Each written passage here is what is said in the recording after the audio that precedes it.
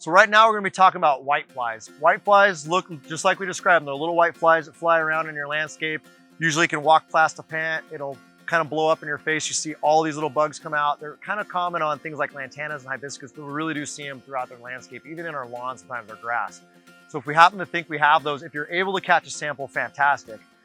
Probably the best way to catch a sample and bring that in the nursery if you can, clip it off with some type of pruners, bring it in a Ziploc bag, that way it doesn't fly around on you in the car. We'll identify it, make sure we got it kind of treated right.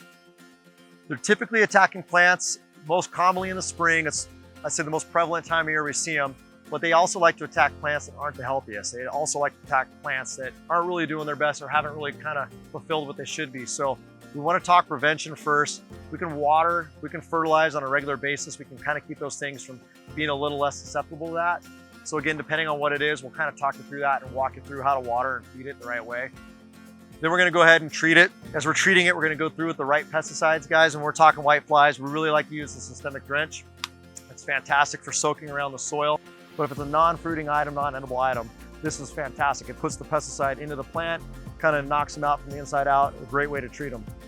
So now that we have treatment covered, we're going to go through kind of your watering regimen with you. And again, depending on the plant that they're on, climate you're in, the time of year, we'll diagnose that and go over that with you and get your watering regimen correct for the future to kind of help prevent it from coming back.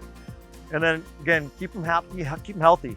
Moon dust is an excellent food for most trees and shrubs, so we're going to go with that first and foremost on most of our plants and trees. And we're going to go with moon juice, something we apply, and we like to use that in a nice Moon Valley type bucket. You can soak that in and around the tree, go all the way to the end of the roots, end of the actual tree zones where the leaves are at, which is where those roots are kind of feeding it best. Put that in there to get the plants healthy like a vitamin, and then we're going to feed it the nutrients it needs to get it going the right way. So again, we're going to go through, we're going to go ahead and look for prevention, we're going to go through and fertilize, and we're going to actually treat the pests at the same time. Try to knock it all out, make sure your plants are healthy. If you guys have any other questions, or you do happen to have one of those pests in your yard, come into the nursery, bring us some samples, we'll kind of talk through it with you and make sure we help you out and treat your problem. Thanks, guys.